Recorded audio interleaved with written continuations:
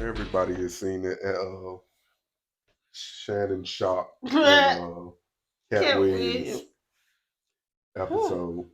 And upon last view, As long as the drink was pouring, my man was running over. let my man tell her the drink wasn't what it was. What? That's what he said. He said the drink ain't what had him turned like that. It was he just wanted to tell the truth.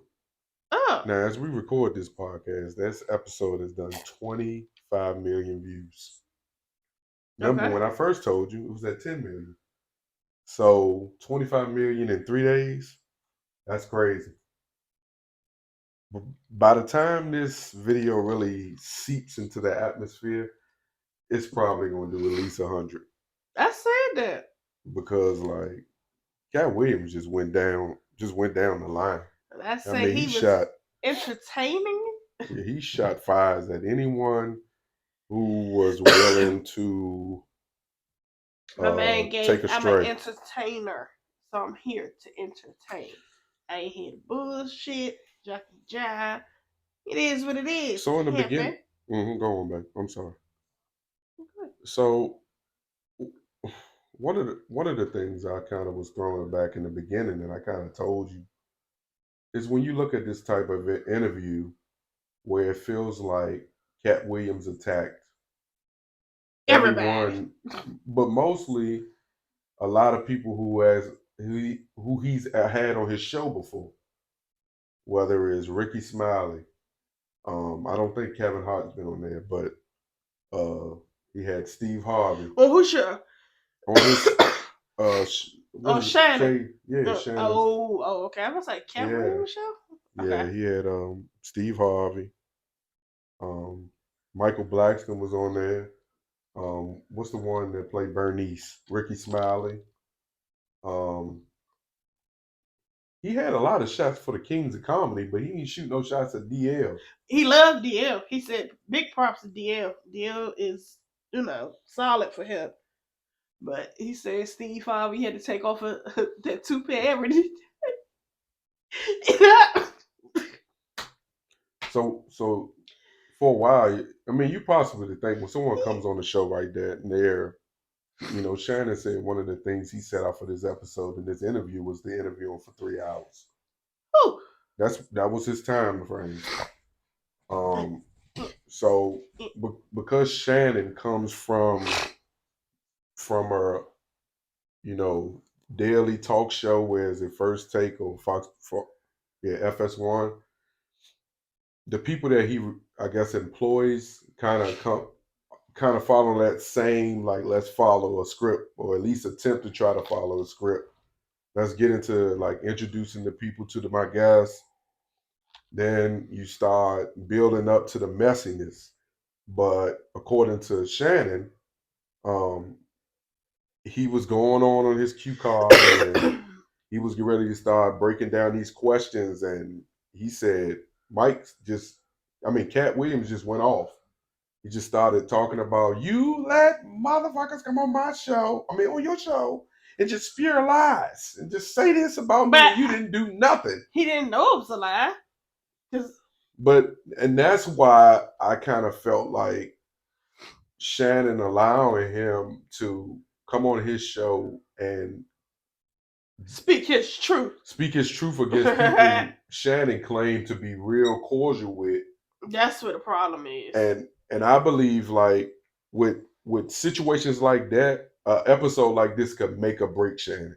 It could be positive as it relates to Cap saying, like, man, you give people a safe space on your show to come and tell the truth. Or it can be, I that might truth reach out serum.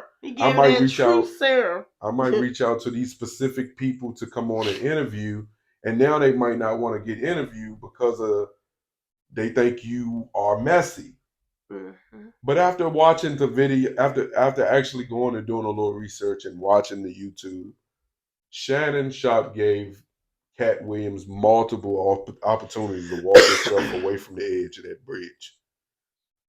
And Katt Williams was not trying to, like, not jump. He wanted to go and conquer his bucket list. Oh, he wanted all the smoke. And Shannon Sharpe He let him. did not Shannon Sharpe care. got so bad that Shannon said, "Oh man, this is a lot. I need to take another drink." But guess what he didn't do? Edit it out. He ain't edit nothing. He said that episode was 2 hours and 45 minutes, and he kept all 2 hours and 45 minutes on the show. And I also like the fact that, and this is where I said, okay, you know, there's a lot of people questioning Shannon's interviewing skills. And I'm like, okay, we live in an age where content is everything. And you got to be able to separate yourself from everybody else. It's a new year.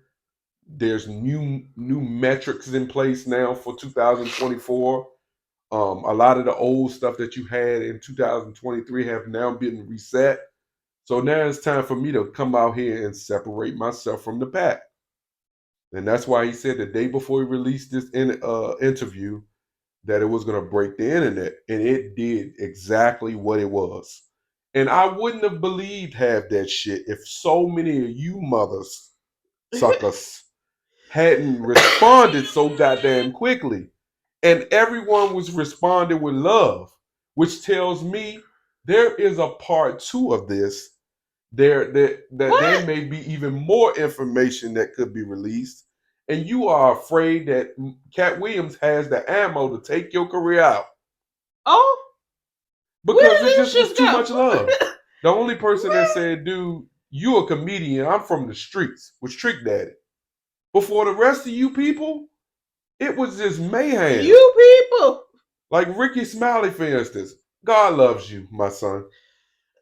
But ain't nobody about to sit here and talk about my dead kid and families involved and all this shit. And I'm going to sit on camera and break down and cry and do all that. Man, because families are involved, I'm not going to go back at him. Please. Katt Williams brought attention to all you mother suckers that wasn't getting attention just like him. Everyone is trending today. Everyone is winning. So I also tell you this, man. That's what Faison Remember when said. I told you? I said I think he doing this because he got something coming out. I said he had a tour. Yeah, you said he had a tour already happening. No, buddy. That brother just announced a new tour with new acts. Not new acts, but a new lineup of comedians. Oh, because he got a show in, is it Jersey? And all you 25 million people who watch this interview, and here's the thing, we just looking at 25 million people, right? We need to think about all the retweeters, all the sub-tweeters, all the recreators, all us creators, all the bloggers, all the snappy ass messy people who are making their own videos with their own reaction to it. We all doing it. We all are winning because of your boy. So let me tell you how that sounds. That sounds amazing. That's amazing for us all. That is amazing for everybody. We can all win off of him exposing every single one of you. But I want to particularly focus on a couple of people that responded. Because I think there is joy and love in all. And there's messiness and laughter and more. Let's start with Ludacris. Ludacris, he said you was a part of an Illuminati. And you know what you wanted to do? Make a song. Get in the studio and write a nursery rhyme. No. No. He introduced your family into a beef that you two didn't even have. And you decided, I'm Luda. Picky, patty, whack, give a dog a bone. Because if I throw that bone, Luda gonna pass it back to you. What? That's what he did. I'm sure. It did not sound like that. How you think it sounds? My heart is always on my mind. Like Snoop's cannabis shredder, I'm always on my grind. They throwing shade because niggas can never take my shine. I bring my watch collection on my jet. Let me take my time. Like fine wine, I'm aging like Benjamin. Top 5, I'm worth mentioning. Bring me rappers, I'm lynching them. See the pendulum swing, Jesus with diamond thorns, ludicrous. Swallowed in Gucci linens when I was born. That would have been good if you were actually going against a rapper. What? Satan, Satan, Satan. You let the devil use you. You should have did like everybody else did. Man, I'm just giving peace and love to Katt Williams. I don't know what's going on with the brother. He don't give a damn. That's But just what it was. I'm gonna pray for you. What? He's acknowledging it without acknowledging it. All right, that's one. Then Michael Blackston. You gotta make a joke out of That mother sucker nigga. everything. That's what he called him. You mother sucker. He said Katt Williams know what he doing. And I'm paraphrasing. He's like, man, Katt Williams is the best promoter. He was like, man, he will use you to promote himself. Yeah, that's what he did. What's the dude that used to be big and now he's not small no more? I think That's I put his big and not small. What's his daggone name? Dang it. I ain't put it on the notes, but he said, man, man, Katt Williams is a smart guy. You know? I want to know who you're talking about. You know, you got to have some balls to do what Katt Williams did. Are you trying to sound like him? Yeah. You got to have some balls to do what Katt Williams did. I don't know if I would have did it. But I'm going to tell you what I do know. I made money with all them niggas he talked about. And I'm going to continue to make money with these niggas. I ain't got no problem with it. But I ain't mad at Katt Williams for doing what he did. I think you know what's worse is you motherfuckers didn't have to respond to him. You just giving him more life. And that's me paraphrasing. Yep. But here's another one. I thought Kevin Hart was gonna take the high road. And initially, he did take the high road. And then he changed course last night during the Philadelphia and Knicks game. So, like the NFL, Peyton Manning and his brother has like a little telecast. They call it the Manningcast. Now Kevin Hart has one with the NBA. It's called Unplugging or something like that. They roasted Katt Williams doing the live show. Here you go.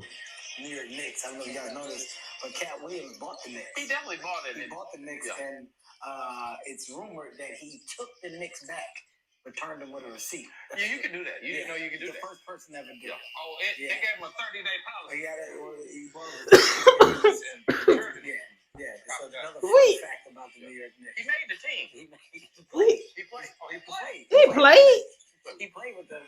We know he fast. They say he fast. He run a 3.9. What you say? 3.9. He figured out how to play basketball for reading all the books.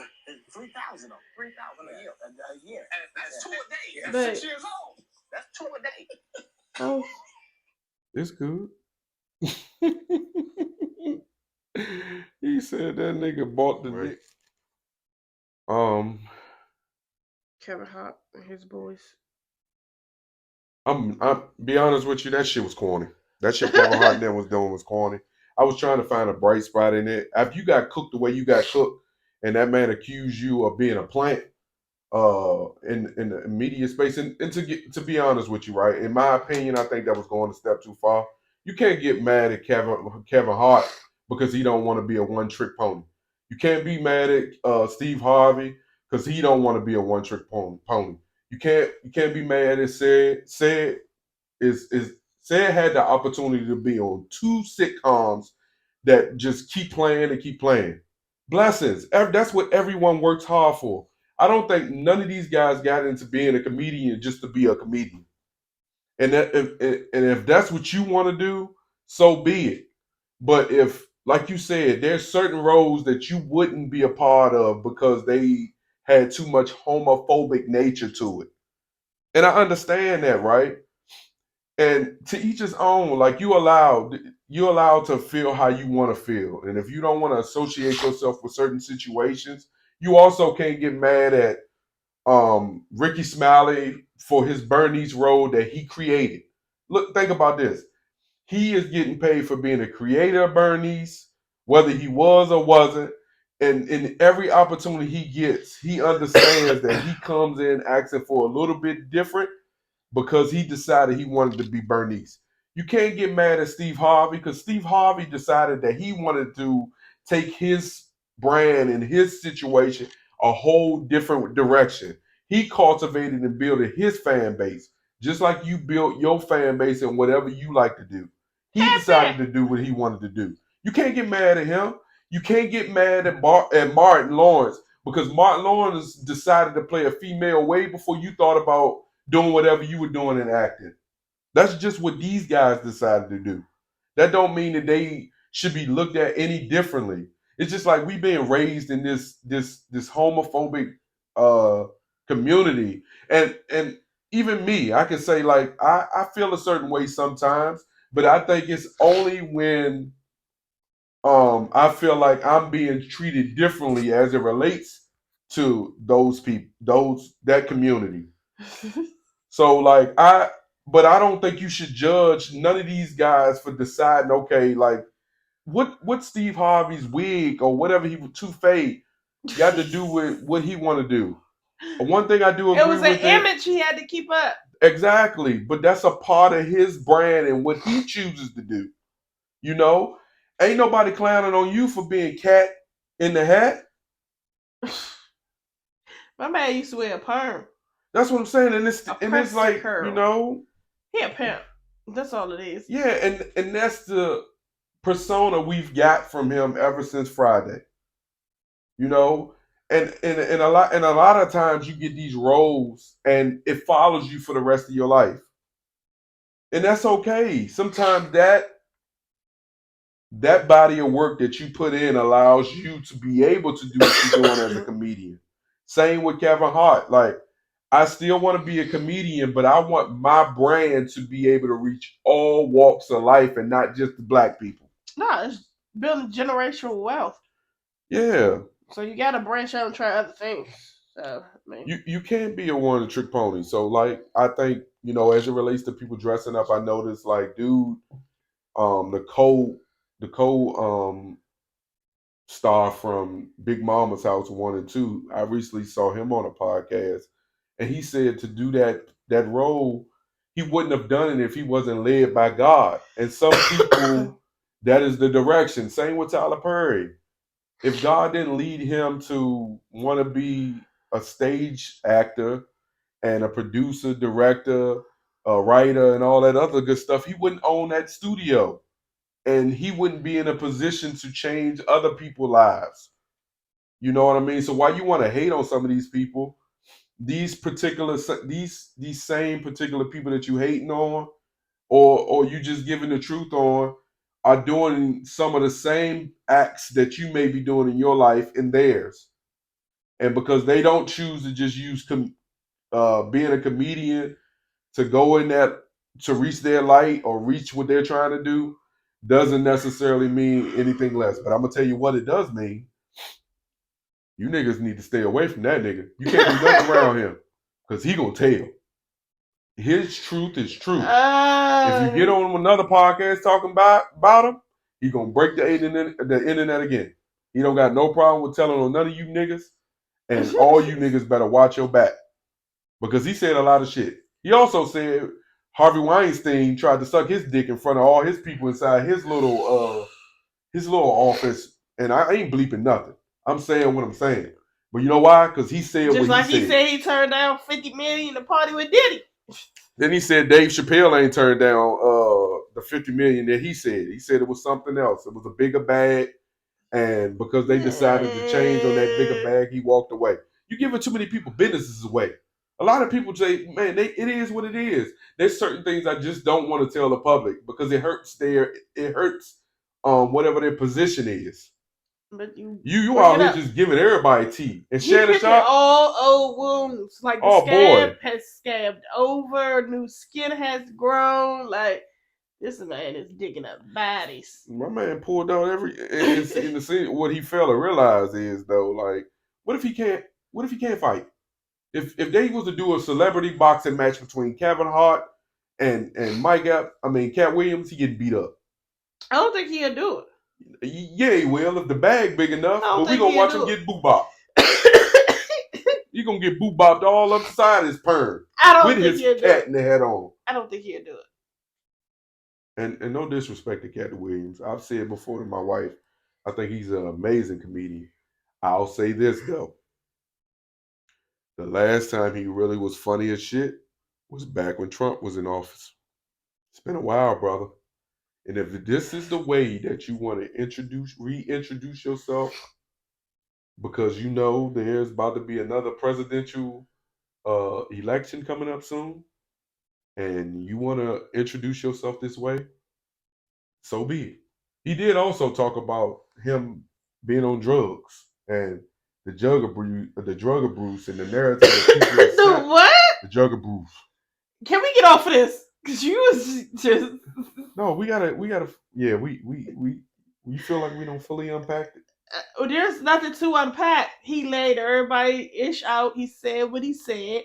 And for anybody that's going to comment, you're putting a batter in his back for him to continue releasing more on other people. It don't even have to be that same person. I think the only person that he'll keep going tit for tat with is Kevin Hart. But I don't think anybody else, like if anybody else says anything that puts him in a position that he felt the need to say something, then he'll say it. But I think he basically said what was needed to be said, and he's like, and now what? Y'all gotta fend for yourself. Y'all gotta speak up to this. And if you don't speak up to it, you know how everybody is. Everybody is already gonna say, "Oh, you did it." Nobody gonna think anybody's innocent. It sounds good. Yeah, it's 80% truth to all this.